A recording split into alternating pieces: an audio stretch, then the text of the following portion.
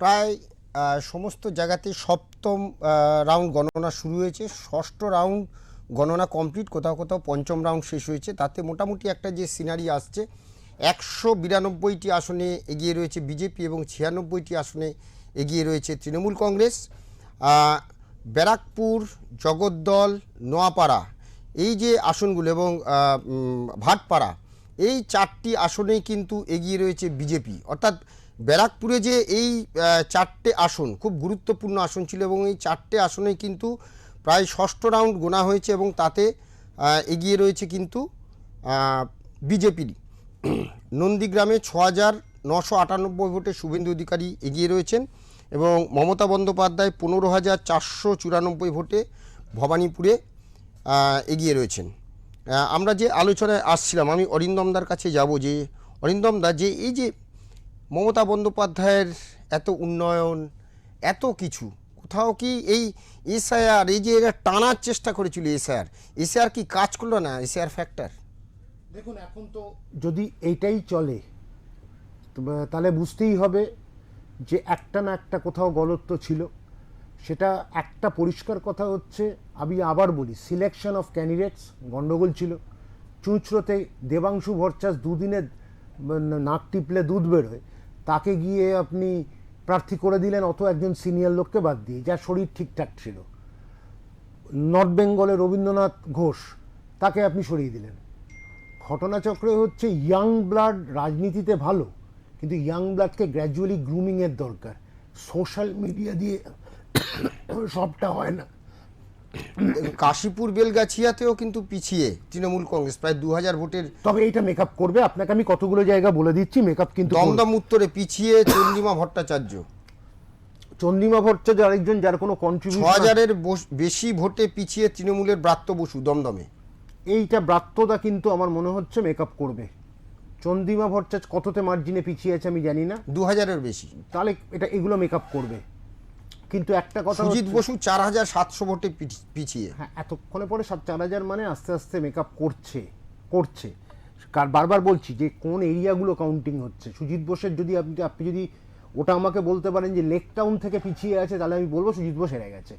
Lake town এরিয়াটা থেকে আবার ব্রাত্য বসুরও দমদমের একটা কর্নারে মানে ওখানে বিজেপির একটা বড় সাপোর্ট আছে, কিন্তু আবার ব্রাত্যদা অন্য দিক থেকেও আরেকটা সাপোর্ট রয়েছে, কিন্তু নেক টু নেক হবে।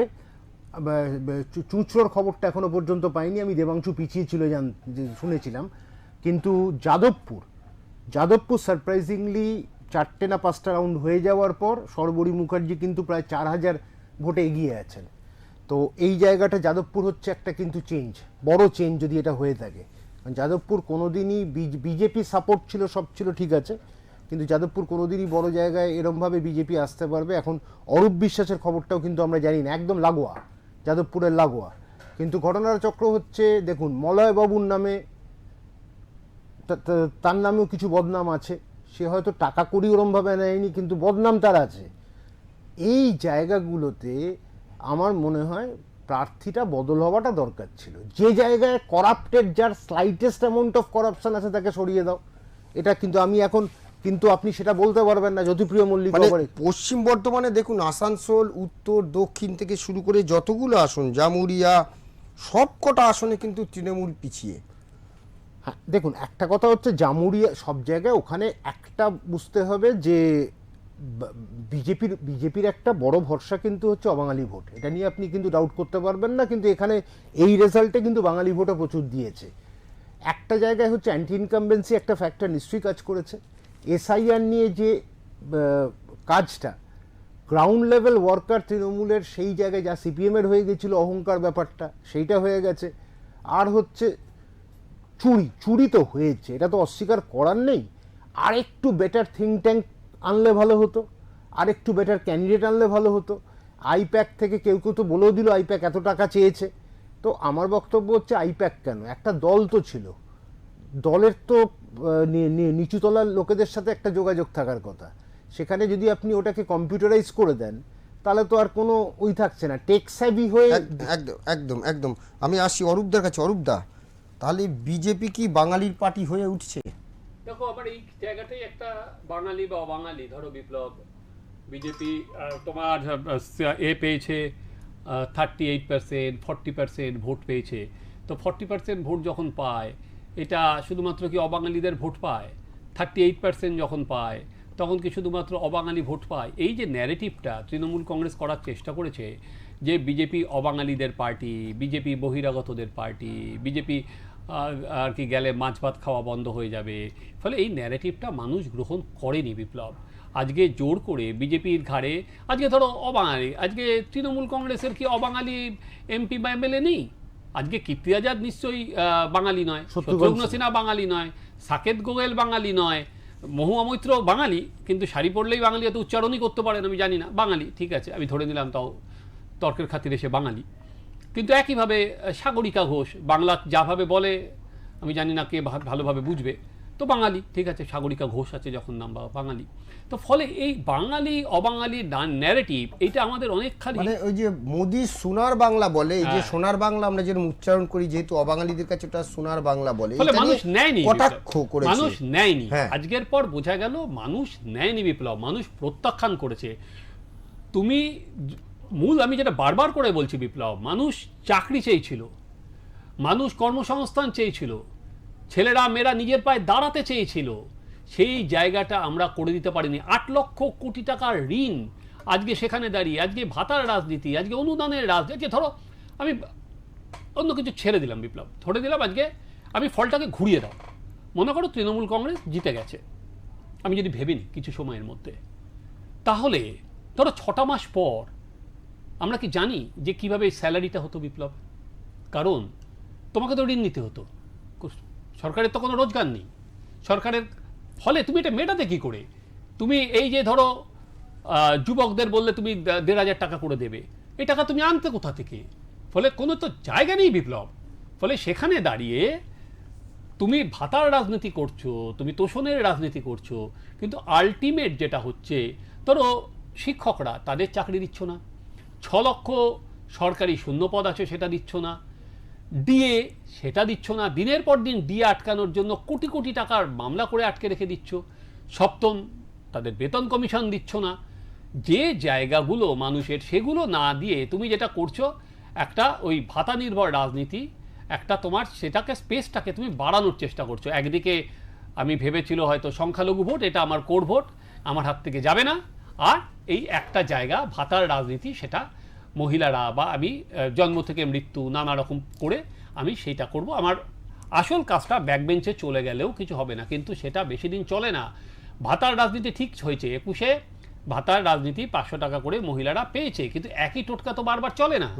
আলটিমেট আমি বললাম যে মানুষ চাকরি চায়, মানুষ কাজ চায়, মানুষ কর্মসংস্থান চায়, এবং আরেকটা জিনিস চায়, মহিলাদের নিরাপত্তা, যেটা অভয়ার পর কিন্তু নড়ে গেছে সব জায়গায়। এরকম আমি বলছি না যে বিজেপি শাসিত স্টেটগুলোতে মহিলাদের নিরাপত্তা আছে, কিন্তু দুটো জিনিস, একটা হচ্ছে নিরাপত্তা দেওয়া, তারপরে ঘটনার পর সেইটাকে বারবার তদন্ত করা, সেটাকে ধামাচাপা দেওয়া নয়। এখানে যেটা হয়েছে সেটা ধামাচাপা দেওয়া হয়েছে বিপ্লব। হ্যাঁ, তপস্বী কামদুনি থেকে আজকে যদি আমরা দেখি সন্দেশখালি, তারপরে এই যে পরপর ঘটনাগুলো, ইভেন লাস্ট যদি আমরা দেখি এই ফলতার ঘটনাও, মহিলারা রাস্তায় নেমেছে। তো এইখানে এই যে মহিলা নারী সুরক্ষা, এইটা কি একটা কোথাও, বিশেষ করে আরজি করের ঘটনার পরে আমরা যে দেখেছিলাম 14ই আগস্ট 24-এ, হ্যাঁ, যে 25-এ, যেভাবে নারীরা রাস্তায় নেমেছিল, তো অর্থাৎ তৃণমূল 24-এর নির্বাচনে যখন এলো তার 1.5 মাসের মধ্যে এই ঘটনা, এবং সেই ঘটনা ধামাচাপা দেওয়ার জন্য যা যা করা, সে ভাঙচুর থেকে শুরু করে যা যা করা সব কিছু করেছে। তো সেটা কোথাও কি মহিলাদের মধ্যে কাজ করেছে? একটা কথা বলবো, জাস্ট একটা মিনিট সেকেন্ড। প্রাপ্তবয়স 4,000 মতন ভোটে যে পিছিয়ে আছে, এখন অবধি টোটাল 6 রাউন্ড হয়েছে, টোটাল হচ্ছে ওখানে আরো 15 রাউন্ড বাকি আছে, সেটা মানে ওটা ওই করলাম, মানে এখানেও একটা চান্স অফ রিভার্সাল কিন্তু আছে। মানে স্লো হচ্ছে, খুব স্লো কাউন্টিং, খুব স্লো হচ্ছে। যেটা বিপ্লব আমাকে জিজ্ঞেস করলেন, অবশ্যই নারী নিরাপত্তার বিষয়টা একটা বড় বিষয় যে কোনো রাজ্যে। এখন যেটা অরূপ বললেন যে উত্তরপ্রদেশে তো সবচেয়ে বেশি নারী নির্যাতন। এইখানে একটা ছোট্ট করে বলি যে তৃণমূলের নারী মুখ ছিল, কিন্তু শশী পাজা সবকিছুতে এগিয়ে দেওয়া হতো, তিনি পিছিয়ে আছেন, নারী কল্যাণ মন্ত্রী, নারী কল্যাণ মন্ত্রী পিছিয়ে আছেন। তো যেটা হচ্ছে যে এই নারী নিরাপত্তার বিষয়টা কিন্তু নড়ে গেছে সত্যি পশ্চিমবঙ্গে। তার কারণ হচ্ছে যে এই যে একটা ঘটনা যে কোনো স্টেটে ঘটতে পারে, এখন কখন কোন ধর্ষক গিয়ে একটা ঘটনা ঘটাবে সেটা তো সরকারের জানা থাকে না যে তারা আগে থেকে ব্যবস্থা নেবে। তো কিছু ব্যবস্থা সব জায়গাতেই থাকে নিশ্চয়ই, নিরাপত্তার ব্যবস্থা, কিন্তু সবসময় সেটা কার্যকর হয় না সেইখান। কিন্তু যেটা বিপ্লব আপনি বললেন যে এই যে তার পরবর্তীকালে সরকারের যে সেটা সম্পর্কে যে দৃষ্টিভঙ্গি, যে মানবিকতা, যে মেজার্সগুলো নেওয়া দরকার সেগুলো কিন্তু এই সরকার নেয়নি কোনো ক্ষেত্রেই এটা নেয়নি। কিন্তু শুধু কামদুনি ক্ষেত্র কিন্তু একদম তাই, কামদুনি থেকে যে শুরু যদি কামদুনি না, তার আগে তুমি পার্ক স্ট্রিট ধরো। পার্ক স্ট্রিট, আমি তাই সেই বলতে চাচ্ছিলাম মেয়েটার এক্ষুনি। চরিত্র নিয়ে মেলাইন করা হয়েছে।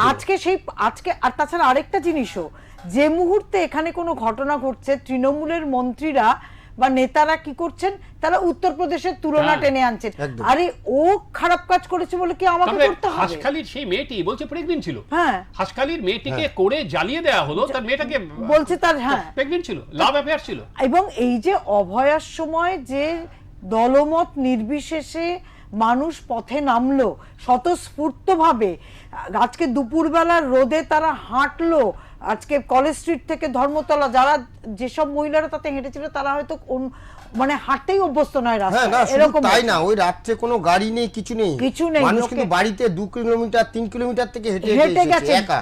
আমার এখনো মনে হচ্ছে যেদিনকে যাদবপুরে ছিল, যেদিনকে একাডেমিতে ছিল, সেদিন প্রবল বৃষ্টি নেমেছিল, সেই বৃষ্টিতে লোকে উপেক্ষা করে সে যাদবপুরে ঢোকা যাচ্ছে না, এত যানজট, তারা গাড়ির থেকে নেমে পড়ছে, নেমে পড়ে তারা হেঁটে যাচ্ছে সেই বৃষ্টিতে ভিজে।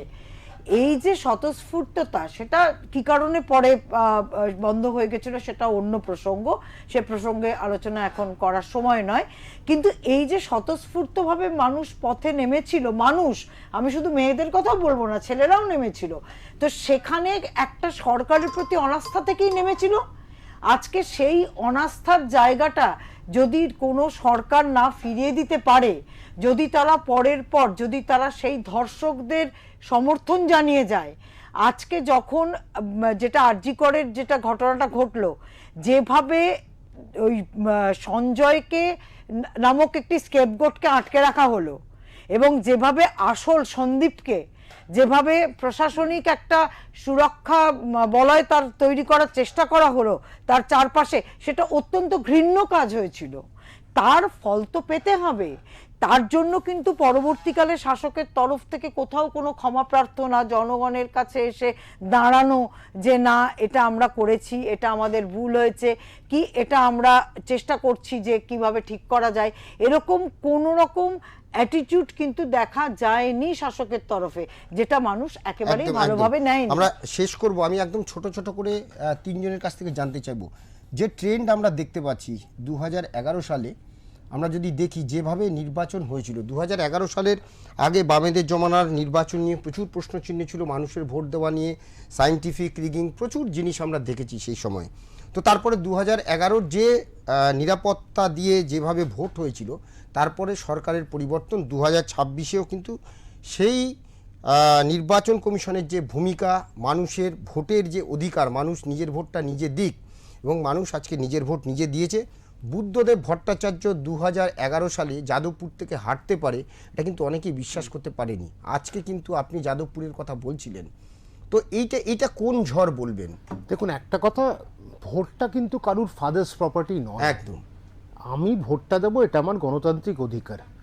সেখানে আমি যাকে বিজেপিকে পছন্দ করেছে, তার মানে একটা জিনিস, সেটা হচ্ছে মমতা বন্দ্যোপাধ্যায়ের understanding of the people sentiments ভুল হয়েছিল, দ্যাট ফেইল মিজারেবলি। আরেকটা হচ্ছে promoting Abhishek Bandyopadhyay was also রং। যেখানে এতগুলো লিডার থাকতে তুমি suddenly all of a sudden bold from the blue একটা লোককে নিয়ে চলে এলে সামনে, দ্যাট ওয়াজ রং। একদম। আরেকটা কথা বলে রাখি, আমি বলবো যদি তৃণমূল অপোজিশনেও আসে, হোক না, far stronger Trinamool will bounce back, হোক না, ভালো লোকদের নিয়ে হোক না। আমি কি নাম, পার্থ চ্যাটার্জি আর তার গার্লফ্রেন্ডের থেকে আই থিঙ্ক বেটার যে আরও অন্য লোককে দিয়ে তৈরি করো। আর খালি সোশ্যাল মিডিয়াতে মিম বানিয়ে জ্যাপারি, যেটাকে বলে জোকারি করা, ওই দেবাংশু ভট্টাচার্যের মতো লোককে সরিয়ে দিয়ে বেটার লোককে আনো না। ফেসটা যাদের থাকে, যারা শিক্ষিত মার্জিত পড়াশুনো করতে হবে, এটাই হচ্ছে ব্যাপার। একদম অরূপদা। দেখো, অরিন্দমদা যেখানে বলছে সেখান থেকে আমি ধরি যে বিরোধী তৃণমূল কংগ্রেস একটা আসন মমতা বন্দ্যোপাধ্যায় পেয়েছিলেন, সাংসদ হয়েছিলেন, তারপরে তৃণমূল কংগ্রেস বাউন্স ব্যাক করে ক্ষমতাতেও এসেছিল। কিন্তু তারপরে 15টা বছর গেছে, 15টা বছরের ব্যাগেজ যুক্ত হয়েছে খুব কঠিন বিপ্লব।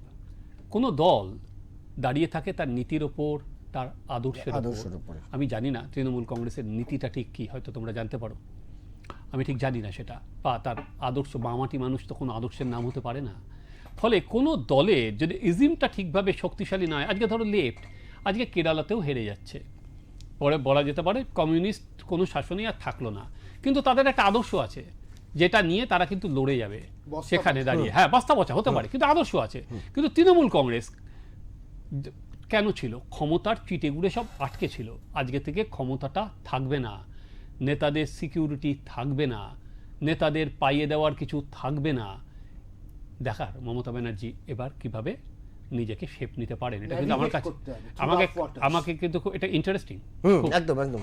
তপস্বী, আমি একদম একটা অন্য প্রসঙ্গ বলছি, সেটা হচ্ছে যে আমি দীর্ঘদিন বাংলাদেশের রাজনীতি কভার করেছি, দীর্ঘদিন বাংলাদেশের অন্য সব কিছু নিউজগুলো কভার করেছি, আমি গেছিও বহুবার। তো আমার যেটা মনে হয়েছে যে কোথাও যেন শেখ হাসিনার সঙ্গে আমি মমতা ব্যানার্জির একটা মিল খুঁজে পাচ্ছি। যে শেখ হাসিনা যেরকম দীর্ঘ ক্ষমতার নেশায় একটা অসম্ভব আত্মবিশ্বাসী, অতিরিক্ত আত্মবিশ্বাসী এবং এক ধরনের স্বৈরতান্ত্রিক মনোভাবের তিনি কবলে পড়ে গেছিলেন এবং যেটার ফল তাকে ভুগতে হয়েছে। আমার ধারণা অনেকটা সেভাবেই মমতা ব্যানার্জিও এই যে এতদিন ক্ষমতায় থেকে তার মধ্যেও একটা এই ধরনের অটোক্র্যাটিক এবং এই ধরনের একটা অতিরিক্ত আত্মবিশ্বাসী মনোভাব যে আমাকে কে কি করবে, এই যে ব্যাপারটা, এটাই পতনের একটা মূল কারণ, অন্যতম ঔদ্ধত্য, একটা অন্যতম মূল কারণ বলে আমার মনে হয়েছে। একদম একদম। আমরা একটা কথা just বলে দিই, এই যে নোয়াপাড়ার যিনি বিধায়িকা ছিলেন, তাকে যেভাবে ওপেন ফোরামে একজন সিএম অপমান করলো, এটা কিন্তু ঠিক না। ওখানে কিন্তু অনেক মানুষ এটাকে ভালোভাবে নেয়নি, কারণ নোয়াপাড়ার রেজাল্টই তাই বলছে। সুতরাং এগুলো কিন্তু দেখুন, you can be too emotional. তুমি চিফ মিনিস্টার, মানে you should be a woman of few words. কাজের কথাটুকু বলে তুমি ছেড়ে দাও। একটা মঞ্চ বানিয়ে সেখানে 500 মাইলস গাও, কিন্তু তোমাকে গভর্নেন্সটার দিকে দেখতে হবে। Governance is the most important. এই রাজ্যে নির্বাচনের ফলাফল তো চলছেই। 293টা আসনের মধ্যে 194 বিজেপি, 95 তৃণমূল কংগ্রেস। প্রায় সপ্তম রাউন্ডের কাছাকাছি গণনা চলছে। আমি একটুখানি অন্যান্য যে রাজ্যগুলো সে রাজ্যের ফলাফলে আসছি। আমরা যদি পুদুচেরিতে দেখি, এনডিএ 21টি আসন জয়লাভ করেছে, আসামে 101 বিজেপি। এবার যদি কেরালায় ইউডিএফ 96, এলডিএফ 39, আর তামিলনাড়ুতে ডিএমকে 52, এডিএমকে 72, টিভিকে 172। এটা সবথেকে বড় জিনিস, একটা উত্থান হয়েছে একদম বিজয়ের উত্থান তামিলনাড়ুর রাজনীতিতে। এটা একটা এতদিন ধরে তামিলনাড়ুতে যে রাজনীতি চলছিল, ওখানেও কিন্তু বিপ্লব তাই, যে তামিলনাড়ুতে একটা যে এরা চলে যাচ্ছিল, সেটা তুমি যদি দেখো আজকে আগামী দিনে এই যে বিজয়ের উত্থান, সেটা কিন্তু আর কি সাউথের রাজনীতিটাও, এবং সেটা এআইডিএমকে সঙ্গে এখন দরকার হবে, সে একাই পেয়েছে, এটা কিন্তু বিশাল উত্থানটা বিরাট জায়গায় নিয়ে একদম একদম একদম। আমরা আসবো, এই আলোচনায় থাকবো, আপনারা দেখতে থাকুন ওঙ্কার বাংলা।